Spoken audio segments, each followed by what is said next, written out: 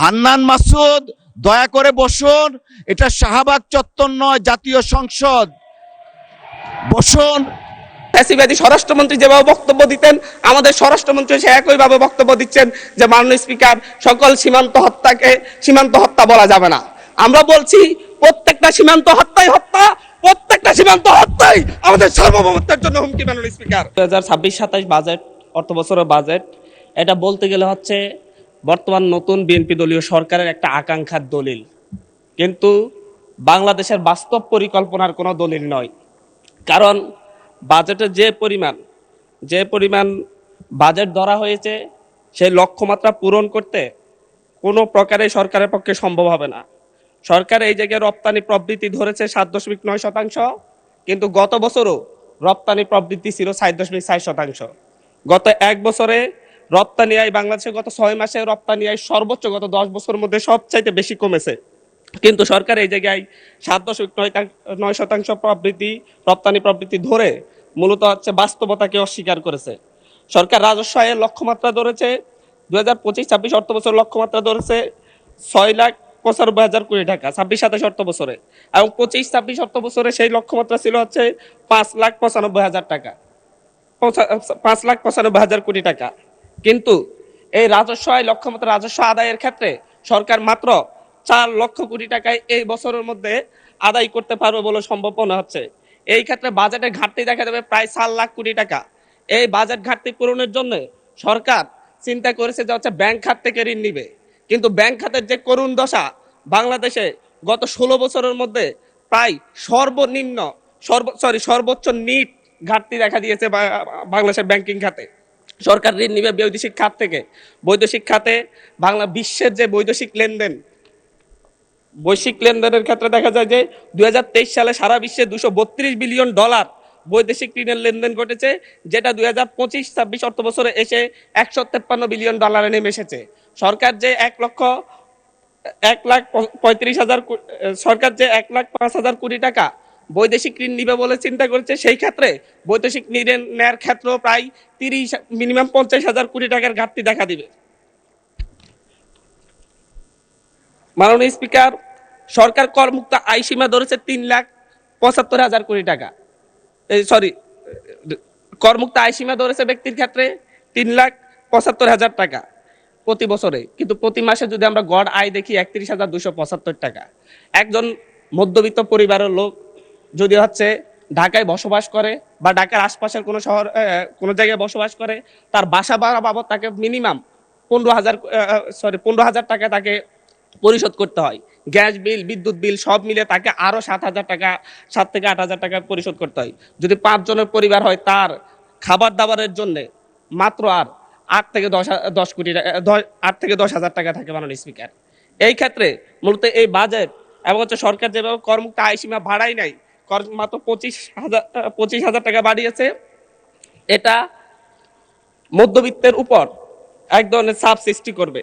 সরকার খাদ্য নিরাপত্তা নিশ্চিতের ক্ষেত্রে বারবার বলেছে খাদ্য নিরাপত্তা নিশ্চিত করবে, কিন্তু সেই ক্ষেত্রে এডিপি বরাদ্দ, কৃষি বরাদ্দ 7.7% থেকে নেমে 3.6% নির্ধারণ করা হয়েছে। এর মধ্য দিয়ে বাংলাদেশ মারাত্মক খাদ্য নিরাপত্তার হুমকির মুখে পড়বে।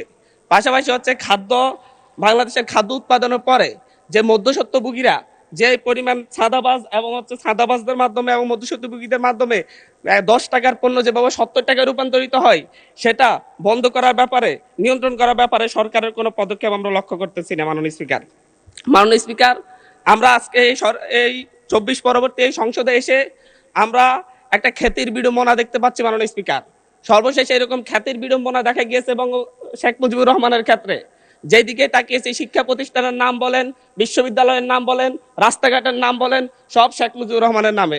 শেখ মুজিবুর রহমান মৃত ছিলেন, উনি হয়তো জানতেন না ওনার নামে সব জায়গায় এত কিছুর নামকরণ করা হয়েছে, কিন্তু আমাদের এই সংসদ একজন প্রতিমন্ত্রীর সেই খ্যাতির বিড়ম্বনা আমরা দেখতে পাচ্ছি।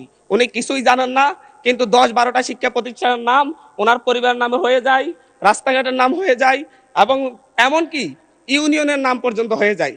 এটা একটা মিরাকল। মাননীয় স্পিকার, আমরা এমন এক মিরাকল সংসদে আছি, যে সংসদ আমরা প্যাসিবাদকে উৎখাত করে আমরা এই সংসদে এসেছি, সকলেই কম বেশি নির্যাতিত হয়েছে।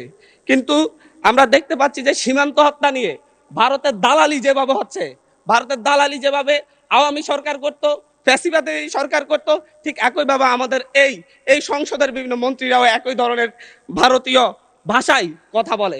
এবং ফ্যাসিবাদী স্বরাষ্ট্রমন্ত্রী যেভাবে বক্তব্য দিতেন, আমাদের স্বরাষ্ট্রমন্ত্রী সে একইভাবে বক্তব্য দিচ্ছেন যে মাননীয় স্পিকার, সকল সীমান্ত হত্যাকে সীমান্ত হত্যা বলা যাবে না। আমরা বলছি প্রত্যেকটা সীমান্ত হত্যাই হত্যা, প্রত্যেকটা সীমান্ত হত্যাই আমাদের সার্বভৌমত্বের জন্য হুমকি। মাননীয় স্পিকার, বাংলাদেশে আমরা 2024-এ পরবর্তী এতদিন আমরা মব কালচারের কথা বলেছে যে হচ্ছে ডক্টর ইউনূস সরকারের সময় মব কালচার অনেক বৃদ্ধি পেয়েছে, কিন্তু আমরা দেখতে পাচ্ছি বাংলাদেশ ব্যাংকে মব সৃষ্টি করে গভর্নরকে বের করে দেওয়া হচ্ছে। আমরা দেখতে পাচ্ছি বাসসে মব সৃষ্টি করে বাসসের এমডিকে বের করে দেওয়া হয়েছে। কেন? সরকার ক্ষমতায় আছে, সরকার কেন মব সৃষ্টি করে বের করতে হবে? সরকার তো তাদেরকে প্রত্যাহার করে নিলেই বা চাকরি চুক্তিভিত্তিক চাকরি বাতিল, নিয়োগ বাতিল করলে হয়ে যায়। এই ক্ষেত্রে সরকার মবের আশ্রয় নিয়েছে। গত 4 মাসে 17 জন শিশুকে ধর্ষণের পর হত্যা করা হয়েছে, 118 জন শিশুকে ধর্ষণ করা হয়েছে। কিন্তু আমরা দেখছি যে এবং সারা বাংলাদেশে এই ধর্ষণের সংখ্যা প্রায় 5 শতাধিক এবং সারা বাংলাদেশে 6 শতাধিক খুনের ঘটনা ঘটেছে।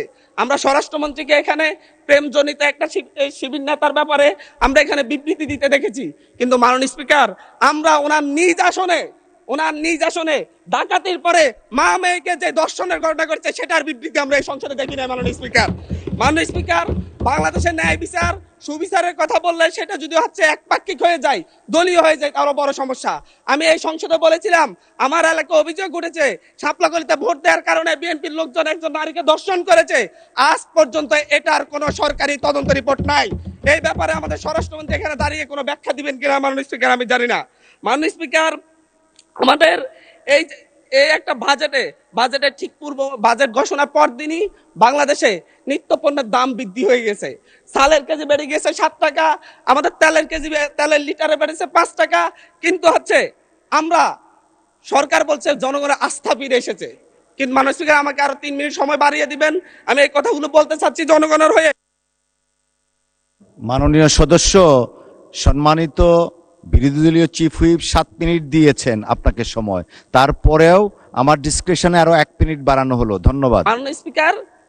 মাননীয় স্পিকার, সরকারের এই বাজেটের উপর যে জনগণের আস্থা নেই, ব্যবসায়ীদের আস্থা নেই, তার প্রমাণ বাজেটে খাদ্যপণ্যের দাম কমানোর একদিন ঠিক অব্যাহতি পরেই চালের দাম, ডাইলের দাম বাজারে, খুচরা বাজারে বেড়ে যাওয়া। মাননীয় স্পিকার, আমাদের মাননীয় প্রধানমন্ত্রী আজকে এখানে নেই। উনি যখন বিভিন্ন ভাষণে গিয়ে অসত্য তথ্য দিয়ে বলেন বিরোধী দল মিছিল করতেছে মদের দাম কেন বৃদ্ধি করা হয়েছে, কেন সিগারেটের দাম বৃদ্ধি করা হয়েছে, এরকম অসত্য তথ্য দিয়ে যখন মাননীয় প্রধানমন্ত্রী বক্তব্য দেন, আমরা খুবই আশাহত হই। মাননীয় স্পিকার, আমরা আশাহত হই যখন ঋণ নিয়ে কথা বলতে গিয়ে সংসদে, যখন আমরা ঋণ নিয়ে কথা বলতে চাই, ব্যাংকের ঋণ নিয়ে, ইসলামী ব্যাংক দখল নিয়ে যখন আমরা কথা বলতে চাই, তখন মাননীয় প্রধানমন্ত্রী দাঁড়াইয়া যখন বলে আপনারা সবাই জমিদার, যারা ঋণ নেন নাই, এর মধ্য দিয়ে মূলত মাননীয় প্রধানমন্ত্রী ঋণ খেলাপিদেরকে উৎসাহিত করেন। মাননীয় স্পিকার, আমরা এই ধরনের সংসদ আর চাই না। ধন্যবাদ মাননীয় সদস্য, ধন্যবাদ। অর্ডারে আপনার ডিসকাশন আছে, আপনি এটা দিতে পারেন, যেহেতু সংসদ নেতাকে নিয়ে কথা বলা হয়েছে। আমি আপনাকে বিনীত অনুরোধ করব, আমরা যেমন তেমনি দাঁড়াই না, যখন একটা অসত্য তথ্য এই সংসদে উপস্থাপন করা হয় তখনই আমাদের সদস্যের পক্ষ থেকে কথাটা বলার দরকার। সেজন্য আপনার অনুমতি চাই। জি, মাননীয় স্পিকার, মাননীয় সদস্য, একটু আপনি যেহেতু মাননীয় প্রধানমন্ত্রীর কথা বলেছেন, মাননীয় সদস্য মির্জা ফখরুল ইসলাম আলমগীর সাহেব কিছু বলবেন কিনা এই বিষয়ে, যদি আপনি ডেলিগেট করেন ওনাকে দিতে পারি।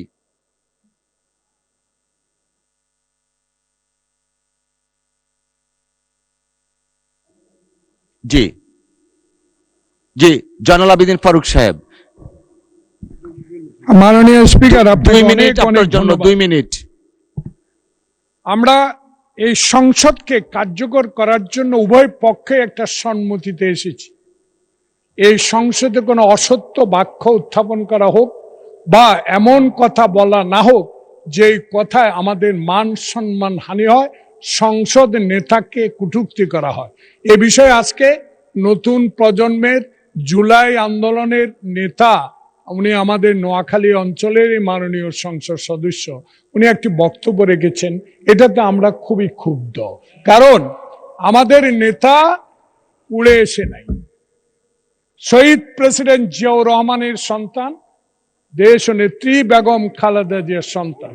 16 বছর ধরে যিনি এই দেশের মানুষের গণতন্ত্রের জন্য, ভোটাধিকারের জন্য সংগ্রাম করেছেন। আজকে কোন লুটের ভোটে নয়, 10টা হুন্ডার 20টা গুন্ডার ভোটে নয়, একটা সুষ্ঠু ভোটের মাধ্যমে সংখ্যাগরিষ্ঠ অর্জন করে সরকার গঠন করেছে। তাই আমরা আজকে যে অসত্য সংসদ নেতা নিয়ে অসত্য কথা বলেছেন, এটা এক্সপান্স করার জন্য আপনার কাছে বিনীত অনুরোধ জানাচ্ছি।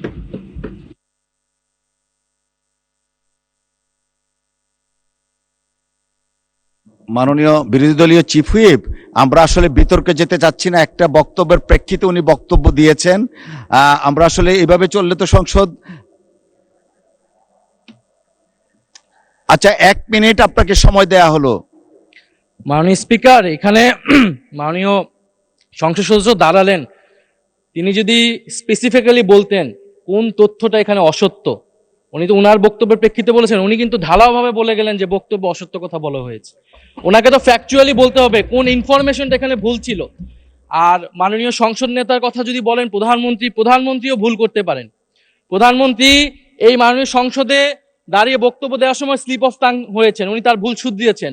ওনার বক্তব্যের সমালোচনা করার অধিকারও বিরোধী দলের আছেন। ফলে উনি অবশ্যই, ওনাকে আমরা সম্মান করি, উনি জিয়াউর রহমানের সন্তান, খালেদা জিয়ার সন্তান, প্রাইম মিনিস্টার, সংসদ নেতা, কিন্তু তার মানে এই না যে তাকে নিয়ে কোনো কথাই বলা যাবে না, তার কোনো বক্তব্যের সমালোচনা করা যাবে না। আমরা তো গণতন্ত্রের দিকে যেতে চাচ্ছি, আমরা কোনো ফ্যাসিবাদের দিকে আবার যেতে চাচ্ছি না। ফলে এটা যাতে মাননীয় স্পিকার আপনি বিবেচনায় রাখেন সিদ্ধান্ত নেওয়ার ক্ষেত্রে। জি, মাননীয় মন্ত্রী মির্জা ফখরুল ইসলাম আলমগীর। ধন্যবাদ জনাব স্পিকার। আমাদের মাননীয় ডেপুটি দুঃখিত বিরোধী দলের হুইপ, যে চিফ হুইপ যে কথাটা বললেন, আমার মনে হয় এটা সত্য নয়, সঠিক নয়। কারণ আমাদের মাননীয় সংসদ সদস্য যে বক্তব্য দিয়েছেন, বিরোধী দলের, সেই বক্তব্যের মধ্যে তিনি সুনির্দিষ্টভাবেই বলেছেন যে আমাদের সংসদ নেতা, প্রধানমন্ত্রী, তিনি অসত্য বক্তব্য দিয়েছেন। এটারই আমাদের মাননীয় সংসদ সদস্য জয়নাল আবেদীন এটা আপনার পয়েন্ট আউট করেছেন। প্লিজ লেট মি সে, আমাদের বলতে দিন। আপনার ফ্যাসিস্টের কথা বলেন, ফ্যাসিস্টের আচরণ তো আপনাদের কাছ থেকে আসছে। No, you must allow us to speak. আমি কথা বলছি, আপনারা যখন কথা বলছেন, আমরা কেউ কথা বলিনি। মাননীয় মন্ত্রী এদিকে কথা বলেন, অ্যাড্রেস করে প্লিজ। এটা হবে পার্লামেন্টে, এটা হয়। জি জি জি, আমি আপনাকে যেটুকু অনুরোধ করতে চাই, যে অংশটুকু অসত্য আছে সেই অংশটুকু দয়া করে আপনি এক্সপান্স করবেন। কারণ আমাদের সংসদ নেতার বক্তব্য সম্পর্কে কোনো অসত্য বক্তব্য এখানে মেনে নেওয়া যাবে না মাননীয় স্পিকার। ধন্যবাদ। ধন্যবাদ মাননীয় সদস্যবর্গ। আমরা হান্নান মাসুদ সাহেব, আপনার টাইম ইজ আপ, প্লিজ বসেন। এইভাবে সংসদে যখন খুশি তখন দাঁড়াবেন, this is not the norm. Please take your seat mister Hannan Masud. মাননীয় সদস্য, দয়া করে আপনি বসুন, দয়া করে বসুন। হান্নান মাসুদ, দয়া করে বসুন। এটা শাহবাগ চত্বর নয়, জাতীয় সংসদ। বসুন।